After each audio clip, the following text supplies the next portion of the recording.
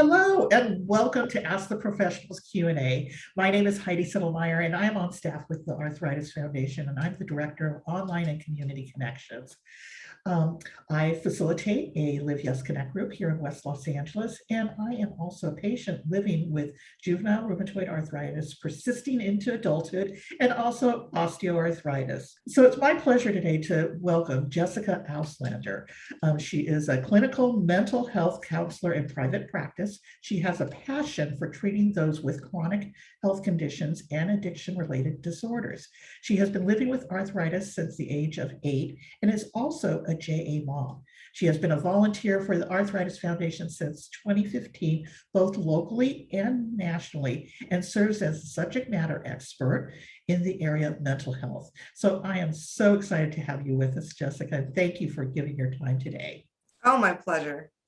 Great. So let's, jump into the questions. We're going to be asking you questions on all things mental health, resilience, and coping with a chronic illness today. So here we go. You ready, Jessica? Absolutely. I love how much interest there is. All right, great. So first question from our community. Some days with pain are just hard to push through. How do you pull yourself out of the sadness of chronic pain when you are mentally and physically exhausted? Yeah, that's, I think, one of the number one concerns. I mean, it's one I've had personally. It's one I've seen my children struggle with and one that I see my patients struggle with. And it's, trying to keep in mind that taking everything one day at a time is going to be your best approach. As we know, with autoimmune, every day can be a little bit different. We can feel differently depending on the weather, depending on our diet, how much sleep we got the night before, how stressed out we are. And it's the same with our mental health. The brain is part of the body. It's an organ affected by things that affect the rest of our body. So we can have those daily ups and downs with our mental health as well as our physical health. So when you have those days that are hard to push through, with the pain and the physical exhaustion, the mental exhaustion, it's important to remember that, this is just today. This doesn't guarantee that tomorrow is going to be like that. And I can probably remember some days I've had before that weren't like this either. So just remembering to take things, one day at a time. Fantastic. And if you were to design a mental health toolkit for people living with arthritis, what would you include in it? So there are a lot of different things we can include in kind of a mental health toolkit. It's remembering that, we are mind, body, and spirit all at once, right? So the toolkit may include some basic self-care stuff, some comfort items. So, living with arthritis, we know when we prefer hot versus cold. We know what our favorite pillows are in the house, right? Those physical creature comforts. That's definitely a part of mental health. Having that social support system. So whoever that is in your life, and whatever that looks like, it can be, connection from a distance. It can be through a text message, through social media, just by looking at pictures of your family and friends, just keeping that social piece engaged. Definitely looking at some self-care in terms of that mental health and, looking at what can you maybe take off your schedule that day? What can we say no? Where can we say yes to ourselves, give ourselves a little extra time, making sure that we do things that are fun. We think of living with chronic health, right? We think of everything we have to give up, but that's not always the case. Making sure you always have something that you can do for fun, that makes you happy, that makes you laugh, because our brain needs that happy little burst of a chemical called dopamine. Needs things that make us feel good. So always having something on hand, a little guilty pleasure, is definitely going to be part of that toolkit. And then just that, forgiveness or allowing yourself to have space to be where you are today. If today is not your favorite day, today is not the best day, just saying, you know what, this is where I am today. That's okay. Again, it doesn't mean tomorrow is going to be this way. I've probably had days like this before and I've survived. Just allowing yourself to take that space if you need it, when you need it, to kind of pamper yourself or just allow yourself to be where you are that day. Now, from the JA parent perspective, if we had a JA parent toolkit, that's going to be twofold. With caregiving, we have to look at two categories. We have to look at what affects you as the caregiver and what's specific about the diagnosis itself of the person that you're caring for. So with kids, every kid's a little bit different. and their needs are not just attached to their JA, right? It could be developmentally where they are with school, with social stuff. You could have other co-occurring diagnoses. Maybe JA is not the only thing that you're working with. So we have to look at two separate categories. So when you're thinking of your toolkit, what do you need to care for your child? So what do they need to feel better? What do they need to feel safe? What skills do they need to learn to grow up with this? You know, I'm a JA kid, persisting to adulthood. I love that phrase, right? We persisted, or the disease persisted with us, you know. But the skills that I learned growing up with this have absolutely helped me help my child, who's now 15. He was diagnosed 10 years ago at age 5. We have a second child who has a different autoimmune diagnosis. So part of caregiving for them in that toolkit is also paying attention to what skills they may need in terms of resilience, life skills, how much they're learning at the age appropriate level about their diagnosis, about their care options, talking to physicians, advocating for themselves, right? That's part of that toolkit. The other half is the caregiver toolkit, because we have to acknowledge as a parent where we are. How are we handling work stress, relationship stress, other family stuff, right? Life goes on even with, you know, with or without a diagnosis. So looking at what we can do to take care of ourselves as caregivers first, as well as for our children, because if we're not in a space to help them, then we're both going to struggle. Terrific answers. And for me, a little chocolate always helps make it a little better. You know, there's a lot of science behind the chocolate theory, because the antioxidants and the sugar and the little bit of healthy fat, the brain loves that. So yes, I always advise dark chocolate. All right, great. So our next question is, at one point or another, we've all felt the need to vent. Is venting an effective coping strategy? Can venting become harmful to mental health? And the final one in this series is there a way to do it without sounding like a downer? Venting is absolutely healthy. When we're upset, when we're frustrated, we get this adrenaline going. This energy has to go somewhere. And when you have arthritis, you're already dealing with fatigue and muscle aches and things like that. Too much of that stress can actually get the immune system going. We don't need that. So if venting helps you, absolutely do it. You can do it in private. You can do it with whatever word choice you feel is appropriate. My kids love the fact this is when we let them swear, frankly, because dark humor and that kind of profanity or kind of that inappropriate humor is actually really psychologically healthy, as long as we don't get any consequences. So we don't do it around others. We don't do it in school, for example. But having that opportunity to vent and just get down to it and say what you want to say can really be therapeutic. Where it can turn that corner is if we stay in that dark place. So we want to vent, we want to get that aggression out, that adrenaline out. We can vent with words, we can vent with our body, you know, punching pillows, always effective. Throwing them, even better, just don't break anything. You know, anything like that is okay, because when our body gets going, it's that fight or flight. We have to let it out somehow. But we also don't want to stay in that place where now we're believing what we're saying to ourselves about how horrible things are, right? So it's it's what we call it venting, right? It's this temporary release of pressure. And then a way to do it without sounding like a downer, sound like a downer, get it out. Don't worry. You know, if you're venting to somebody, you can say, hey, you know what? I just need to vent. Do not hold me accountable to anything I'm about to say. I just need to get it out. And then you go. If someone knows ahead of time you're in that emotional state, you need to vent, they're less likely to react, may have some fun with it, right? They kind of find it funny, like, oh, wow, you went there.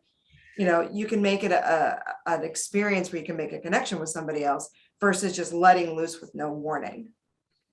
Great. Yeah, that's awesome. I call it with my close friends, I need to cough up a hairball. I like it. It's like, I got to get rid of it. Just let me say what I need to say and then I'll be done with it. All right, great. So next question. When asked how I'm doing, how much should I share with the average person? Is it healthy to be inauthentic with some people who ask? Yeah. So with that, you know, that word inauthentic, I don't read that as being inauthentic. I see it as having a clear and healthy boundary.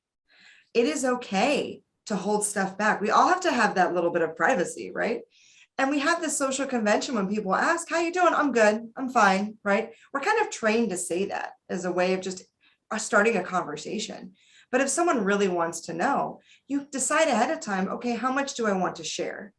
That's going to vary setting to setting. So if you're talking to your employer, you may or may not need to tell them everything. If it's, if you're asking for time off for treatment, that's different than they want to, they're trying to fill you out in terms of how many hours you can work, that day. If you're talking to your kid's school, for example, you may have to share a little bit more than you typically would, because maybe there's an issue with a 504 accommodation, or, PE starts this quarter and we have to have that conversation about where the kid is. Some schools, they may only have a teacher for 6 weeks, 10 weeks, if they're on a quarter semester system, something like that. So it's a brief relationship and you have to figure out how much they need to know. So it's okay to hold some details, close to the vest, so to speak, versus sharing them. It's not a matter of inauthenticity. It's a matter of determining, okay, for this type of interaction or this type of relationship, where should my boundaries be? With kids, it also is helpful to start to include them as they get towards upper elementary, middle, high. We need them to start advocating for themselves. Maybe they have a substitute teacher that day who didn't have time to read that 504 plan, or they have a new teacher they've never met before, and they need to be able to explain in a couple sentences what their diagnosis is and what they need from that professional. So we have to teach our kids these boundaries as well, so they can advocate for themselves going forward and not feel uncomfortable or embarrassed. Many clients do come to me with, well, I feel like I'm lying. I feel like I'm not being my true self. I'm not being authentic. And so I question, what makes them feel like they have to share all their personal details. Just because we have a disability doesn't mean that the world has a right to know every detail and everything about us. We can still choose what we share, with whom we share it. And at the end of the day, that's going to be better for your mental health. Awesome. Great answer. Wonderful tips inside of that. So next question.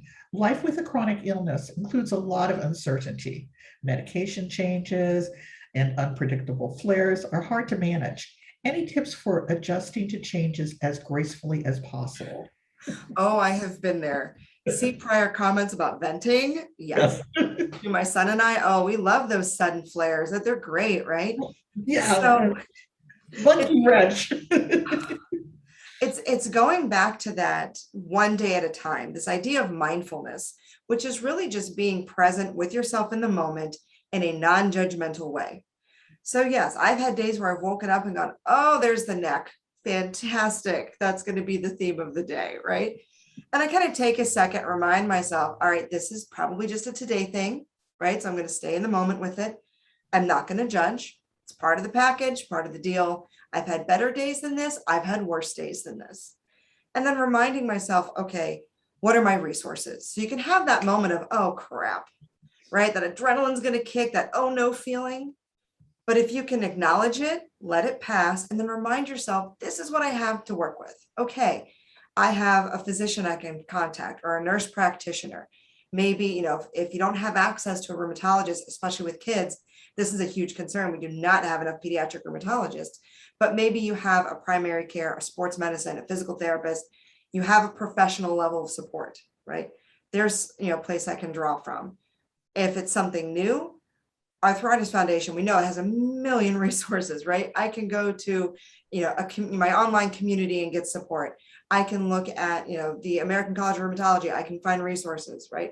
So reminding yourself of that, reminding yourself, what have I done for this in the past? What's worked? What hasn't worked? Maybe I need to try something new. Maybe I need to go back to what I know has worked in the past. Sometimes we have to get a little creative with our solutions, right? Flares, never check with us to make sure it's a good day, right? For your back to go out or your knee to buckle, right? We've all had those moments. But trying to draw from, okay, what have I done in the past when this has happened? Having a sense of humor can be really good in these situations, right? Humor is essential. I'm not into the whole toxic positivity, good vibes only, right? We're not going there, but just having a little bit of that, what? I bet this will get better. I've had better days. I've had worse days. I've lived through this before. I can joke about it. That's how you handle these things, as you put it, gracefully, right? Is having this balance of acknowledging the emotions that come up with that, the frustration and the anger, but also keeping that logical piece in balance with, okay, What can I do about this? What have I done before? If we can balance the thinking and the feeling, that's where you can stay in that graceful, place. Assuming that you're not a klutz like me and the ankle doesn't roll and heals at the wrong time, then the graceful's out the window. But Yeah, there's definitely been some not so graceful moments. oh yeah, I'm good at those. Yeah, yeah, a little klutzy sort of moments, but I love what you just shared. So next question. My arthritis has caused physical limitations. I'm afraid I'll never get my old life back. How do I cope with the loss of function while grieving my old life? Yeah, that can be a big one. If we have this loss of function at any point in the lifespan, right? It can really happen at any time. It can really get our attention. And I love the use of the word grieving, because we do have to acknowledge there is a loss. Depending on the situations, the losses may be temporary. Arthritis is one of these diagnoses that we're learning so much more every year, right? It's one of the reasons that my husband and I are huge supporters of the foundation, because that research piece and the support of the research has really made some tangible differences in a lot of lives. I remember when I was a kid, my parents were told that if it ever got to my hips or spine, I would permanently be in a wheelchair, right? I need to prepare for that reality. And I was a teenager. I was not ready for that reality at all. Fast forward, I went in and out of remission kind of randomly through my late 20s, early 30s. It did decide to come back. It's in my hips and spine, but I'm not in a wheelchair. Why? Because we have biologics. We have all these great medications. We understand more about the disease. When I was a kid, it was immobilize the joint, rest it, and then spend like 12 weeks in physical therapy, right? You're nodding your head, right? You know this. Yes, I do know this. When my son was first having symptoms at age 5, I took him to the pediatric rheumatologist. And she said, nope, we're going to do cortisone injections. We're going to keep him moving. And I must have had a face, because she's like, okay, mom, tell me your story. How old were you when you were diagnosed? Didn't even talk about family history yet. And I explained, she's like, nope, we've totally changed the protocol. We've got medications that weren't even approved when you were a kid. Now, my son has the same diagnosis I do of spondylo, which primarily affects the hips and back. And he has, hasn't had a lot of the issues I had as a kid. He is, I hate to admit it, already about 6 inches taller than I am. Didn't have the growth deficiency, didn't have the inflammation on the growth plates that I did. But you know what? He does have a wheelchair that he uses intermittently when he needs it. So what was seen before as this loss of function and this thing I was preparing to grieve, we've now integrated into my son's life, and it's actually helped him live life more fully. He participates in things more fully when he's got his wheels, because he's not focused on the pain. He can take that pressure off his body. So when we look at a loss of functioning, I like to change the word loss to a transition or change, something that's a bit more neutral. Because what we may lose in one area, we may find an area to either compensate for it or complement it or even gain from it. If it wasn't for my son's loss of function, we never would have gone to our first JA conference in 2015. He wouldn't have made the network of friends across the country that he has, right? And wouldn't be here now volunteering, and I wouldn't have gotten the resources I needed for my care. So while we grieve it and it feels very black and white, we have to try to look beyond it and go, okay, so I've lost, this piece of my old life. It's a transition to the next one. What can I find in the new version, right? Or similarly, what is it about what I'm losing that really is missing from my life? So I love to run. Had a really bad flare. I was running 3 to 4 miles a day, a couple days a week. And my rheumatologist is like, yeah, we need to change that. He didn't tell me I had to stop running. I'm really stubborn. Probably knew he wasn't going to get anywhere with me on that one. Said, no, I'm not going to take running away from you, but it needs to change. Yeah, I had to grieve that. My goal was a 10K. Not going to happen. Took me a while to accept that. But can I still do JBR in December? Absolutely, but I have to change my training. What I was missing was when I ran, it was my me time. It was just me running through the trail in the woods in my neighborhood. No electronics, no kids. Sorry, guys. It was my bubble time. I had to find a different way to do that without having my 4 miles a day, 4 miles twice a week. I found other ways to do that. I got a hammock, put a hammock under a tree in my backyard. So I found a way to still get what I was gaining from that running and my old version of myself to the new version of myself, which just has to pace it a little bit and train a little bit differently. That's fantastic examples. Now, the second part of this question is, how can I explain my grief to family and friends? Just with that word, it's grief. When we think of grieving, we tend to think of bereavement and death and dying. But grief is really just a normal, healthy reaction to a loss. So using that word grief, I think is going to help communicate that message that, hey, I've lost something and I need some time and space and support to process that. It is a transition. Great, perfect. Next question. Just when I feel like the worst of my disease is over, I'm faced with a new challenge. I struggle constantly with denial, anger, and grief. Does it ever end? I wish I could wave a magic wand and make it all end, right? So part of that is because autoimmune disorders and arthritis fluctuate, right? So we think it's black and white. We want to hear a black and white diagnosis, take 2 pills and call me in the morning kind of setup, right? But our body constantly develops and changes over time. It's affected by our environment, right? Lots of different things. So the fluctuation doesn't ever end. The denial, the anger, and grief. In a clinical setting, I might sit down with someone and go, all right, let's talk about your expectations. Did you expect this to look like X, Y, and Z? What were you envisioning? Because when we have those really strong feelings, it's usually a reaction to an expectation we may not have realized we held. I expected that I was going to be able to run a 10K because I started infusions. They were working. I was feeling better. I set my sights on a 10K. I didn't expect myself to fail the infusion within 4 months and to suddenly have spontaneous joint fusion and joint damage. Whoops. So I had to let go of that expectation. And once I did, so you know what, I'm not going to do that 10K. However, I can still do maybe a 5K once or twice a year. I can still walk my dog. I can still do other things. So it's looking at those expectations and that emotional response. What specifically are you having that reaction to? The denial and anger and grief part may never end, but can we make them smaller? Can we make them a pit stop, right? That when you get news, get angry about it. Allow yourself that space. I'm going to spend 24 hours being mad at the world and being mad at that x-ray or mad at that lab. But then I'm going to move on. So it's okay to feel. We can't control what we feel. We can't control what pops in our head. Feel that denial, that anger and grief, but try to find a way to make it smaller so it's not affecting the day-to-day. Fantastic. Okay, next question. My family and friends are having a hard time accepting that my child has arthritis. How can I help them come to terms with it while I am still processing it myself? Yeah, that's a tricky one.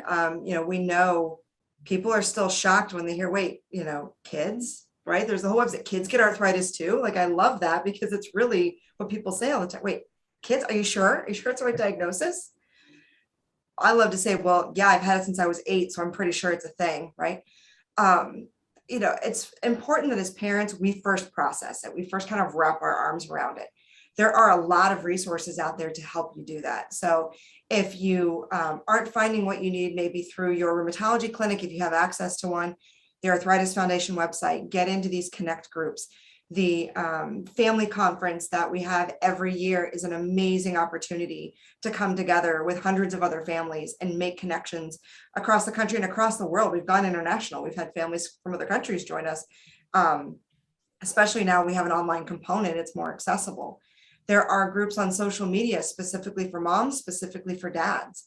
There's lots of different groups, of different areas of interest that touch arthritis and juvenile arthritis. So it's getting connected with other parents as much as you can to ask those questions of those of us who live it every day to help with your acceptance. Until you're there, until you're comfortable explaining it, don't. It's okay to have that boundary and have that barrier and say things like, you know what? I have the same questions too. I'm not there yet, but I'll let you know when I figure it out, right? It's okay to communicate that boundary and not feel like you have to justify everything, even to close friends and family. because you want to make sure that you're in a good place with it too. Because when we have to explain something that we're not 100% comfortable with yet, it can cause a lot of anxiety. We don't need more as parents on any front, right? So it's okay to set that boundary. When it does come time to explain it and people question it, or they say, well, have you tried this? And it's something that is completely, on the surface, not medically related, right? And you kind of get those looks. They usually are coming from a place of either not understanding, or they have good intentions, or they're reacting to seeing a child in pain. And that's hard for us to process, even when it's not our own child. So you can kind of reflect that and go, yeah, you know what? I want to do everything I can for my child too. Or I completely understand where you're coming from. I ask the same questions. You don't want to get into that argument because they're not going to be convinced. You can agree, yep, I had those same questions. I doubted it too. But after talking to multiple physicians, this is where we are. And you can, give them that link if you need to, like, hey, check out the Arthritis Foundation website if you have more questions that I can't answer. Don't feel the need to engage because you don't need to be stressed out. Again, we've got enough on our plates. So you can just kind of agree with them. Yeah, I thought that too. I went down that road. Yeah, I looked into that. And you know what? All roads kind of led us here. So you're acknowledging that, hey, you're not giving me anything I don't already know and I haven't already thought about, but you're kind of appreciating their concern without playing into it too much, and then kind of moving along. Terrific. So as a JA mom, do you have any words of wisdom that you wish you would have heard earlier in your journey? Well, first, I would say for any JA parent, get connected with other parents. We are a force of nature. These groups, you can find, any piece of experience. And what I love about it is we have parents of grown adults, of college students, of high school kids, middle school, elementary, and we've got, newly diagnosed toddlers. So you're going to find a range of experience from all over the world in different perspectives. So when our son was first diagnosed, I wish that I had been connected sooner, because we kind of had this attitude of, all right, we got this. I grew up with it, right? So I'm talking to my parents like, okay, what did you wish you had raising me that now I can use raising my kids? And my husband has a family member that had strep reactive spondy growing up. So we kind of felt like, we got this.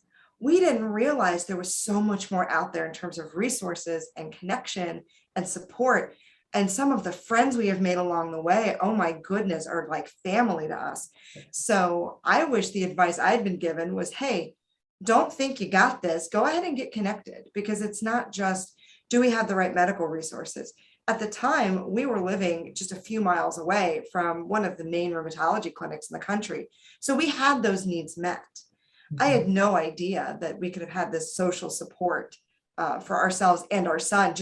It was just out there and we didn't even know to tap into it. The other piece of advice I frequently give new parents is be patient with yourselves. It is okay. You don't have to know. It's okay to say, I don't know what I don't know.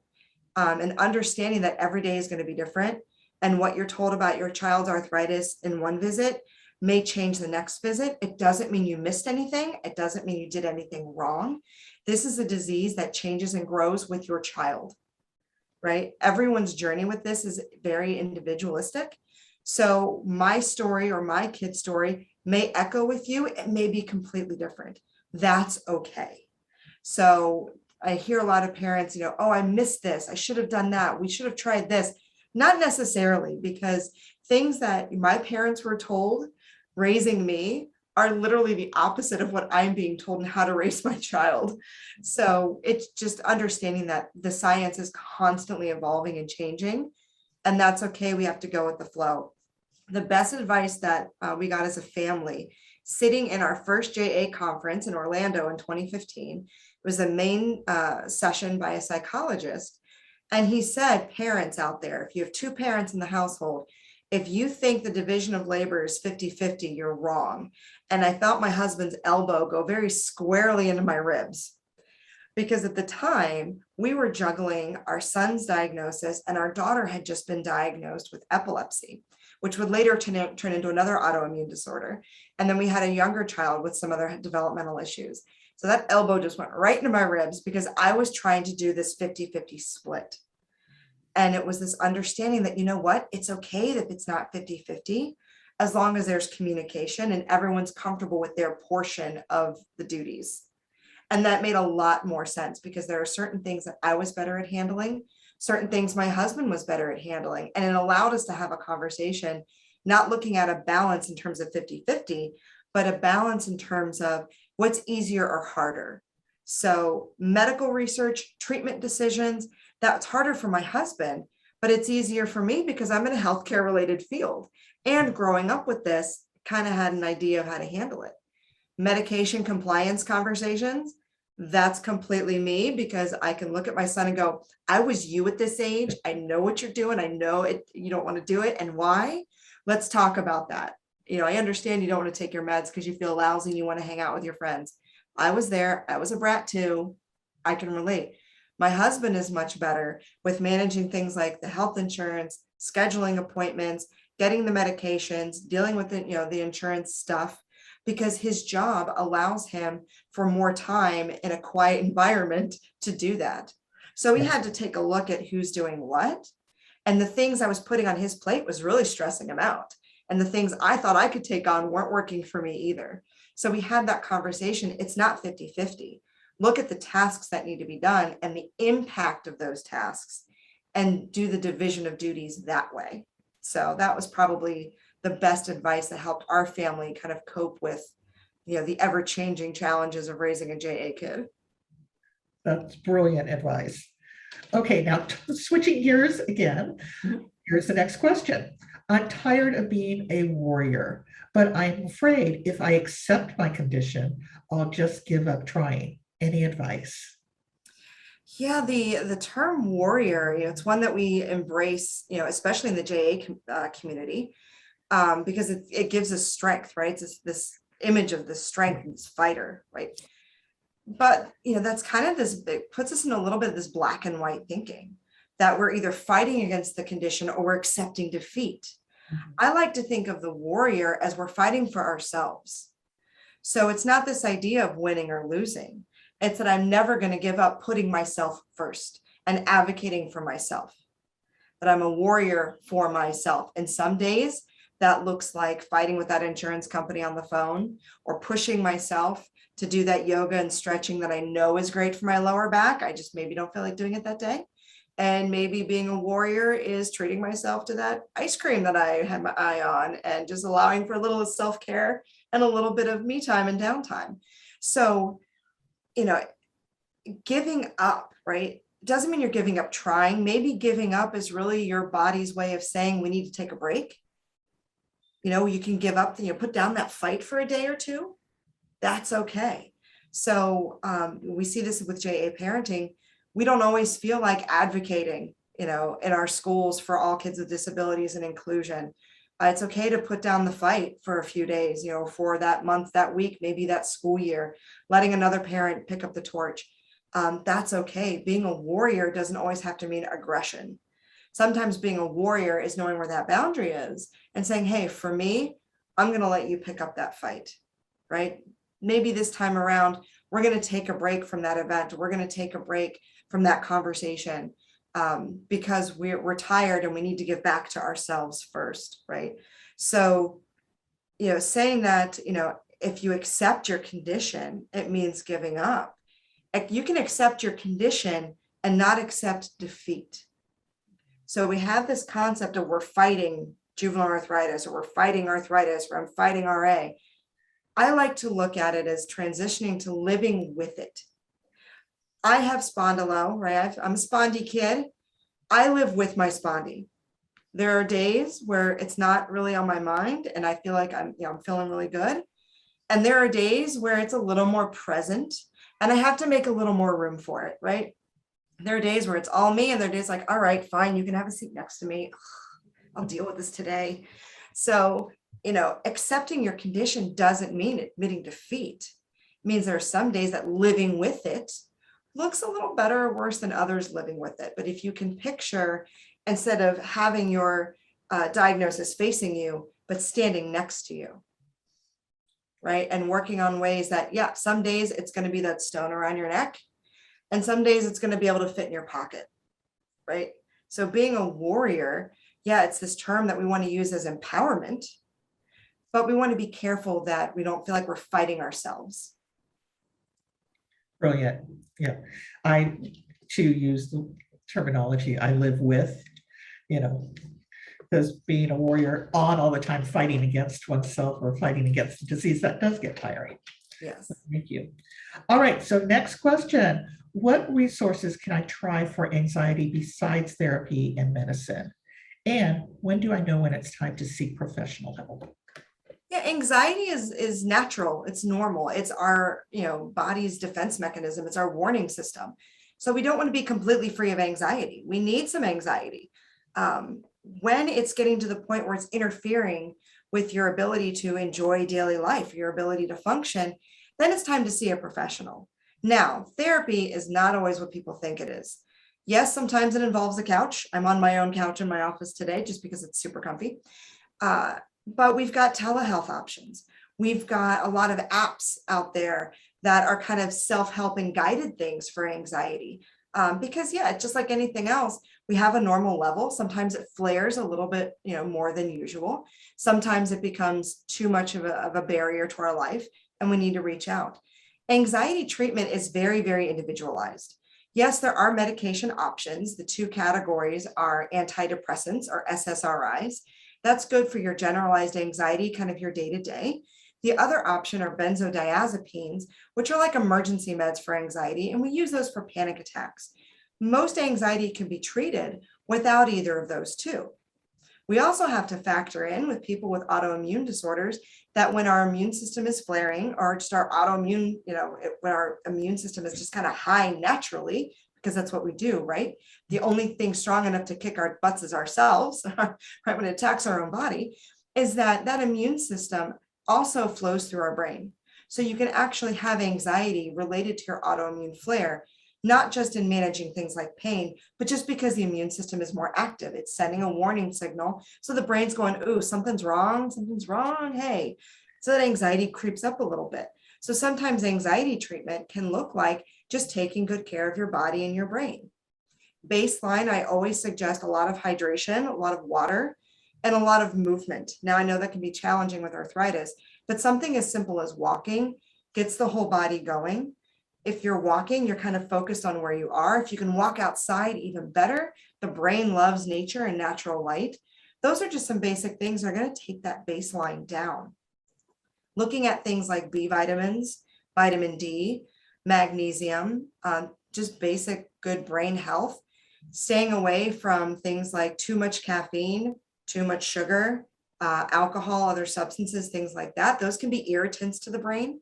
But beyond that, it's really individualized. So I really encourage people, if you're concerned about your anxiety, reach out.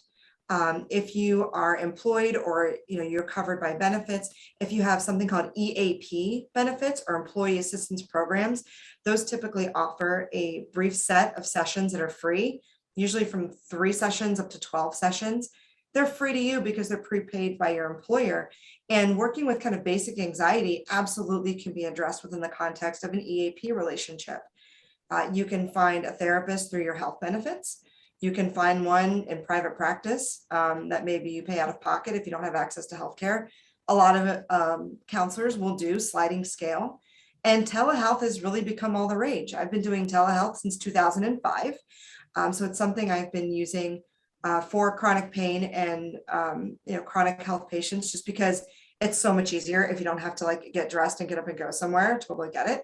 And we can address anxiety via telehealth. Yes, there are certain times where I really want to see a patient face to face, but that kind of general anxiety or anxiety induced by a medical condition is not this highly acute thing where I feel like I need to see you in person.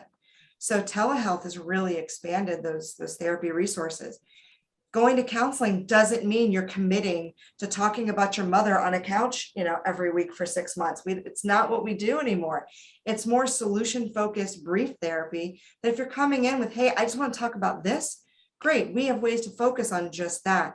And anxiety is really responsive to what we call cognitive behavioral therapy. There are a lot of techniques to help you train your own mind to respond to those feelings and to get it to a place that's more neutral pretty quickly.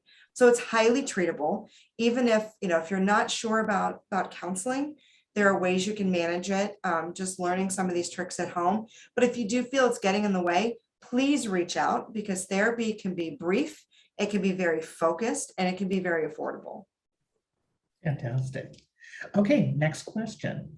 I am newly diagnosed and I saw how crippled my grandmother got over time, and I'm anxious about what the future will look like. What can I do to help my anxiety? So the first thing I would suggest is, hey, look at the differences in treatment. Ask your grandmother, hey, how is your arthritis journey gone? I was diagnosed at age 8. I'm now 42. Don't mind sharing. I'm now 42. I have a 15-year-old. We're night and day. Just the difference between like the 90s when I was a teenager and was kind of told, well, there's nothing else we can do but NSAIDs, prednisone, and physical therapy, to when my son was diagnosed in 2011. Just the growth and the change has been astronomical. The medications that are coming out and the research on these meds has been amazing. So when you look at your grandmother and the physical deformities that we see in that generation, the first thing I would do to counter that anxiety is have this thought of, but I've got availability and access to treatment that she had never heard of when she was, going through treatment. That's not my reality, right? Yes, it might happen. It's a possibility, but you remind yourself that's not me. That may not be me. And reminding yourself, that the science has evolved so quickly that you may have an opportunity to have medications, have treatment options that weren't available for her. Great. Yeah, I always talk about, I have a toolkit, and I feel like our toolkit has so many more resources now than before, even like, doing mindfulness. I don't think, back, 40 years ago, grandma had access to that, right? So definitely provides for it. Absolutely. All right, our next question. Arthritis has taken a toll on my physical appearance. I am embarrassed by my gnarly fingers and walking stiffly with a cane.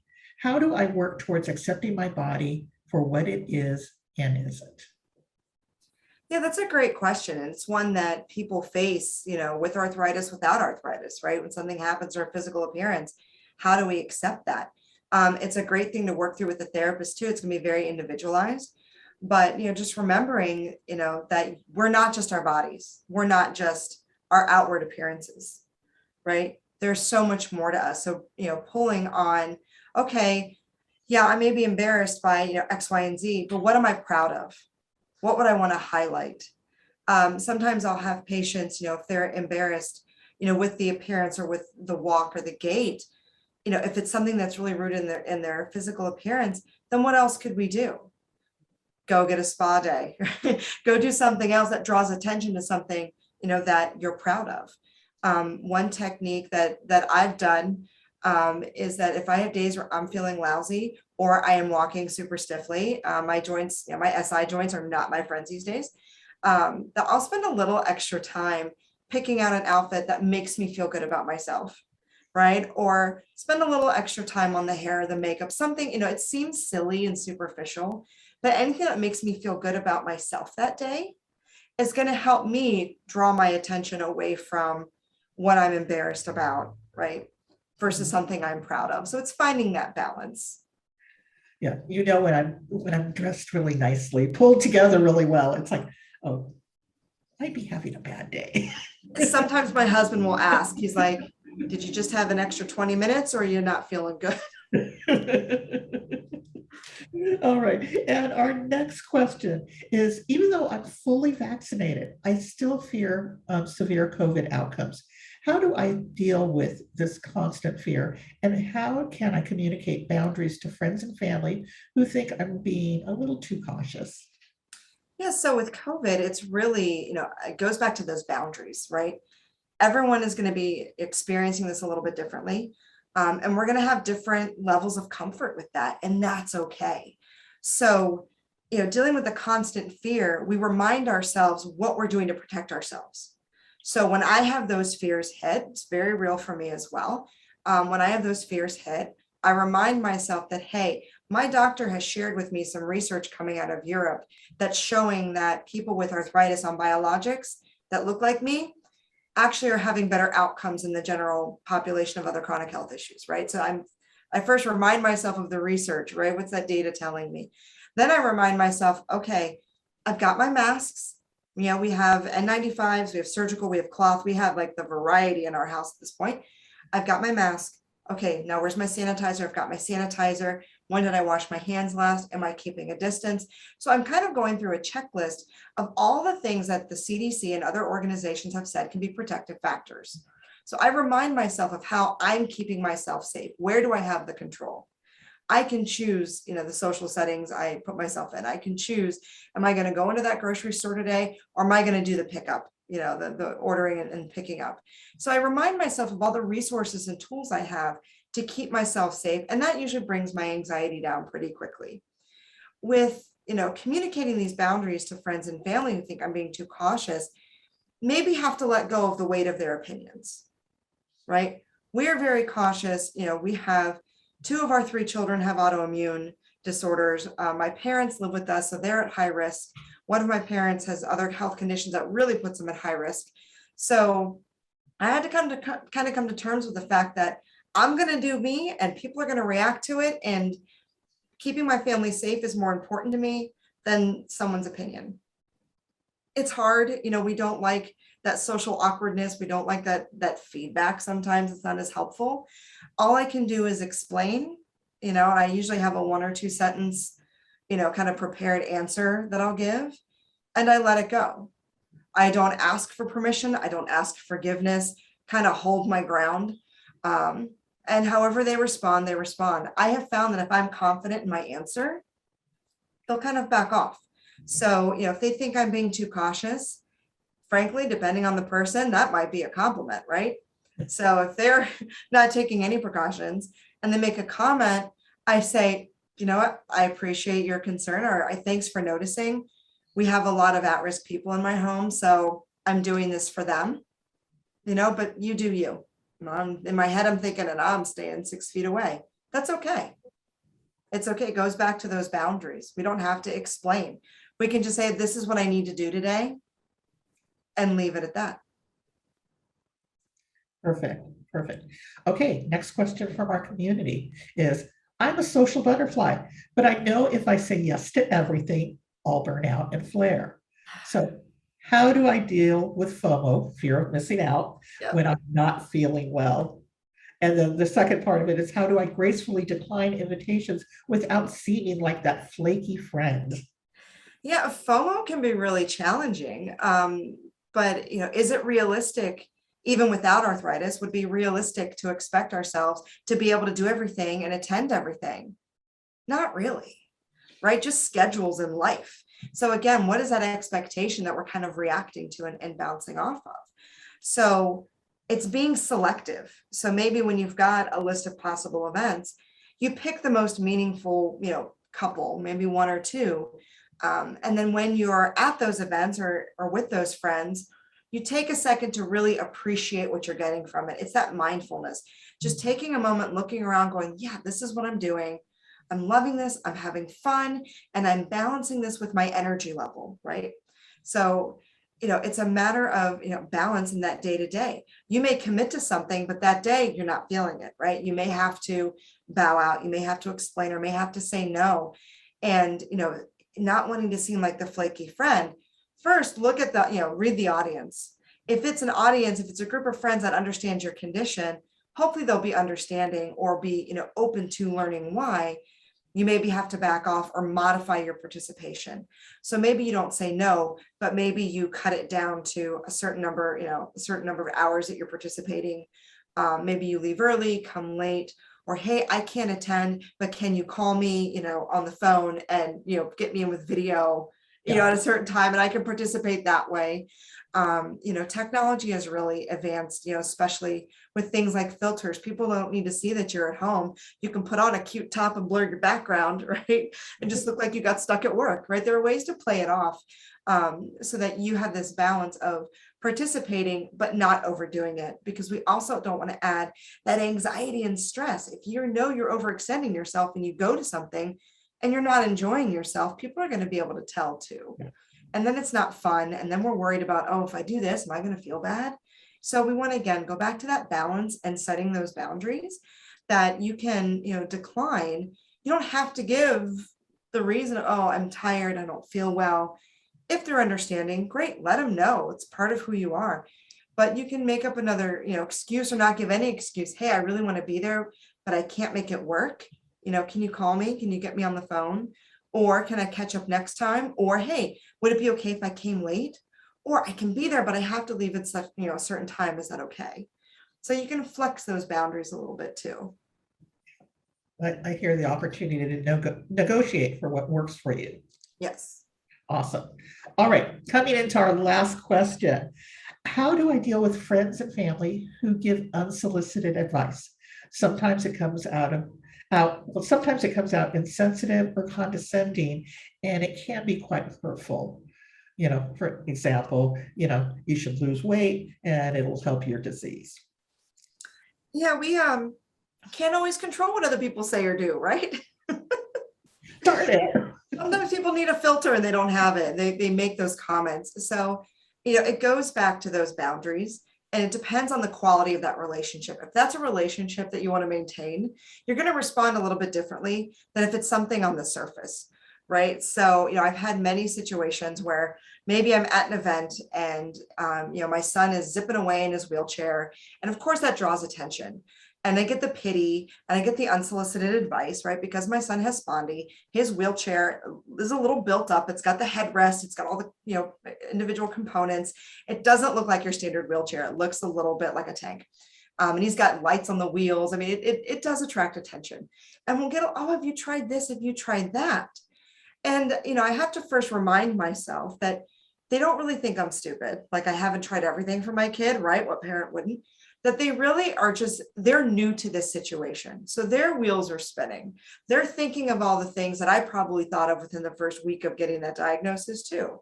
So I can keep the conversation on the surface of, yep, we went down that road, and just not offering more information, right? Or, yep, that's commonly used, but it didn't work for my son. Keeping it really brief. Something like, oh, well, what if you just lost weight? We know that's a really complex issue, right? Yes. We don't need to get into the psychological impact of body shaming, but we know that losing weight, not only is it not just that easy, it's not always possible for individuals for a variety of reasons. And for some, it doesn't actually make a difference. Yes, we have that, well, so many pounds you're overweight puts so many pounds of pressure on your joints factor. But for some, they've had significant weight loss and it didn't do anything. So not everyone is the same. We have to keep that space for individual circumstances. So when someone offers you a piece of advice that clearly you've thought of, or clearly is not even indicated for your diagnosis, you can respond a few ways. Again, depending on that relationship, you can just kind of give them a look and just move on. Use those nonverbals. You can act like you didn't hear them and change the subject. I love a well-placed fake sneeze, right? Oh, I'm sorry. Oh, did you hear about this? Right? Can shift the dynamic of the conversation.